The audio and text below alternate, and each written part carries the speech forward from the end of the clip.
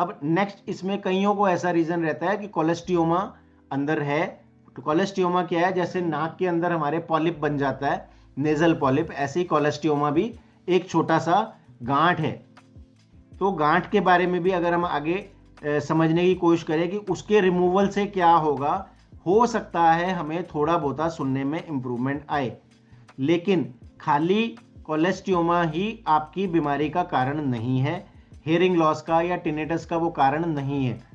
हमारी दवाइयाँ इतना ज़्यादा कारगर हैं कि वो अंदर जाके आपके सिम्टम्स को ठीक करना शुरू करती है, हेयरिंग लॉस को ठीक करती है, टिनेटस को ठीक करती है और कोलेस्टियोमा को भी टोटली वहाँ से नोड को, जो गांठ बन चुकी है, उसको रिमूव करती है, ख़त्म कर देती है। दूसरा नॉन सर्जिकल अप्रोच है, इसका किसी भी तरह का कोई साइड इफेक्ट नहीं होता और जो भी चीज़ें आपको हमारी मेडिसिन के बाद मिलती हैं वो कंपैरेटिवली परमानेंट होती है। साइंस इतनी ज़्यादा आगे जा चुकी है, उसके बाद भी अगर हेयरिंग लॉस या टिनिटस, आप में से अभी कईयों ने कमेंट्स किए थे कि हमें 2 साल से है, 5 साल से, सबकी अपनी अपनी जो है लाइफ है, अपनी हिस्ट्री है, स्टोरी है, इतने साल से अगर वो इस बीमारी से जूझ रहे हैं, परेशान हो रहे हैं और उन्हें इलाज नहीं मिल रहा है, उन्होंने बहुत सारी होम्योपैथिक या आयुर्वेदिक या एलोपैथिक भी ट्राई कर ली है, फिर भी उन्हें आराम नहीं मिल रहा है, इसका मतलब बीमारी इतनी आसान नहीं है ठीक होना। अगर मेडिसिन के बाद आप में से काफ़ी सारे पेशेंट्स, मैं नाम देख रहा हूँ, तो कम से कम इसमें 100-150 हमारे पास इस तरह के हैं जो पुराने पेशेंट्स हमारे साथ जुड़े हुए हैं, तो उनको फ़र्क है या फ़र्क था, उनके लिए मैं सिर्फ इतना कहना चाहूँगा कि रेगुलर मेडिसिन ही एकमात्र उपाय है। कहीं से भी आपको जो है डिस्ट्रैक्ट नहीं होना है। आपको अगर फ़र्क आना शुरू हो गया, बहुत सारे लोग तो तरसते हैं कि डॉक्टर साहब 3 महीने हो गए हमें फ़र्क नहीं आया, 6 महीने हो गए फ़र्क नहीं आया। तो अगर किसी को पहले महीने, दूसरे महीने, तीसरे महीने, जो हमारी 30%, 40%, 50% पेशेंट्स को पहले 3 महीने के अंदर एक अच्छा सुधार आ जाता है। गवर्नमेंट जॉब्स के हैं हमारे पास जजेस हैं, एडवोकेट्स हैं, प्रोफेशनल्स हैं, अलग अलग, जिनको प्रॉब्लम होती थी और आज वो कंफर्टेबल लाइफ जी रहे हैं। एंजाइटी, डिप्रेशन के स्पेल्स उनको अब नहीं होते हैं। स्लीपलेस डिसऑर्डर्स, स्लीप एपनिया बोलते हैं, वो चीज़ें उनकी सॉल्व हुई है। तो रेगुलर रहना ही एकमात्र इसका समाधान है। अब इसके आगे हम एज फैक्टर पे आते हैं कि एज फैक्टर का जो मोस्टली लोग सोचते हैं कि शायद 20 साल, 30 साल, 40 साल में कंपैरेटिवली हम यंग हैं तो हमें जल्दी इफेक्ट मिल जाएगा दवाई का, तो ऐसा भी नहीं है। हमारे पास 1 साल के बच्चे से लेके 80 साल के बुजुर्ग हैं। 80 ईयर्स का जो पेशेंट है, जो पहली बार उसने बताया कि हाँ जी डॉक्टर साहब मुझे तो सुनना शुरू हो गया, तो मैं खुद सरप्राइज था, मैं खुद हैरान था कि हाँ 80 साल के पेशेंट को सुनना शुरू हो गया। जिस समय नसें और ज़्यादा डीजनरेट होती हैं, और ज़्यादा ख़राब होती है, उसको सुनना शुरू हो गया है।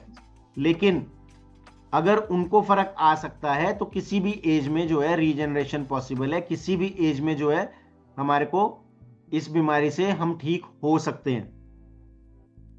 हमारी मेडिसिन जो है वो खाने की और पीने की मेडिसिन होती हैं, डालने की कान में कोई ऐसी दवाई नहीं है, क्योंकि कुदरत ने पर्दा इसीलिए बनाया था कि कान के अंदर कुछ भी ना जाए, कोई भी पानी, कोई भी इन्फेक्शन, कोई भी चीज़ बैरियर को, टिम्फैनिक मेम्ब्रेन पर्दा जिसको बोलते हैं, ईयर ड्रम बोलते हैं, उसको क्रॉस ना करे।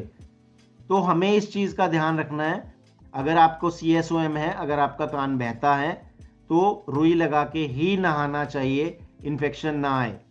प्लस शोर वाली जगहों पे आपको अवॉइड करना चाहिए। अगर आपको टिनिटस या हियरिंग लॉस है, शोर में बिल्कुल नहीं जाना है। अगर कभी जाना पड़ जाता है तो अवॉइड करें, थोड़ा दूरी बना के चलें। रुई या ईयर प्लग्स आते हैं, उनका इस्तेमाल करें, क्योंकि जो चीज़ ऑलरेडी आपकी इतनी सेंसिटिव है, वीक है, उसको हमने और ख़राब नहीं करना है।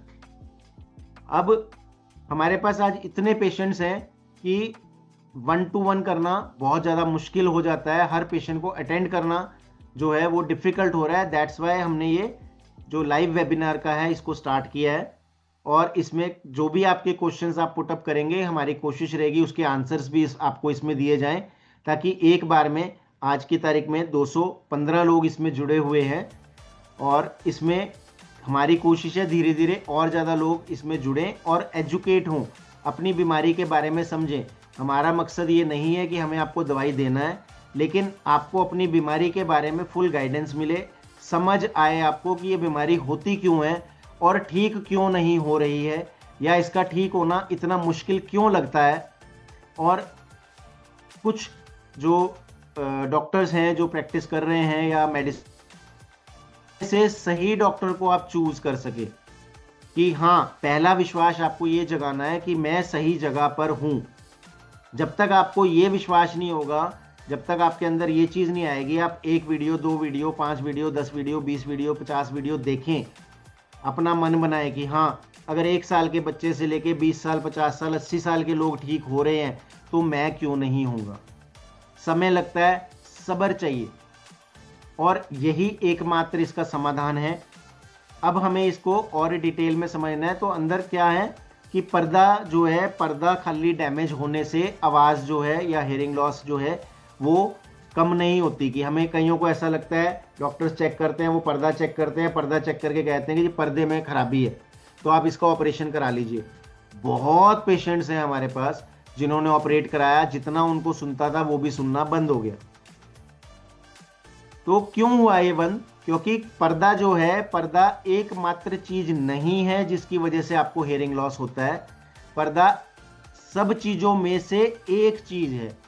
और हमारे पास आज इस चीज के भी बहुत सारे पेशेंट्स हो चुके हैं जिनका हेयरिंग लॉस, टिनिटस या अंदर की जो बीमारियां थी कान की, कान बहना था, वो सब ठीक हुआ है। उसके बाद अब उनका पर्दा भी हमारी मेडिसिन से डेवलप हो चुका है। तो मेडिसिन से अगर डेवलप हुआ है तो वो ज़्यादा परमानेंट है, ज़्यादा लंबे समय चलने वाला है, जिसका कोई साइड इफेक्ट नहीं होगा।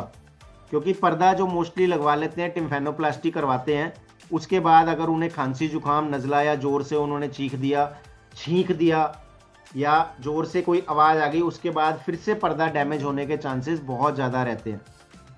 नेक्स्ट जो कैटेगरी आती है जिसमें आजकल बोला जा रहा है कि कॉक्लियर इम्प्लांट करवा लीजिए, ठीक हो जाएगा। बिल्कुल। तो इसका मतलब जो डॉक्टर्स हैं वो खुद मान रहे हैं कि अगर आपको 100% या 90%, 110% हेयरिंग लॉस है तो वो आपके कॉक्लिया के 100%, 90% या 110% हेयर के कॉक्लिया के सेल्स डैमेज हो चुके हैं। तो जिनको 50% के आसपास सुनने में दिक्कत है, या 60 के आसपास या 70 के आसपास, उनके भी कॉक्लिया के सेल्स ही डैमेज हुए हैं। तो अगर सेल्स डैमेज हुए हैं तो हमारी मेडिसिन के बाद अगर किसी को सुनने की प्रॉब्लम ठीक हो रही है 10%, 20%, 50%, 80%, तो इसका मतलब हमारी मेडिसिन अंदर के वही कॉक्लियर के सेल्स को फिर से बना रही है, रीजनरेट कर रही है। और अगर आपके वो सेल्स रीजनरेट हो रहे हैं तभी आपको सुनने में सुधार है।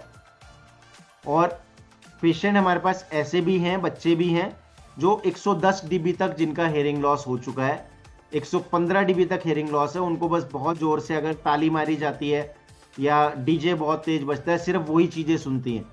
ऐसे ऐसे पेशेंट हैं हमारे पास जो कहते हैं डॉक्टर साहब पीछे से ट्रक की या बस की अगर हॉर्न की आवाज आए वो भी हमें सुनती नहीं है। और मेडिसिन के बाद अब उनको सुनने लगा, उनको बार बार पीछे मुड़ के देखना पड़ता था,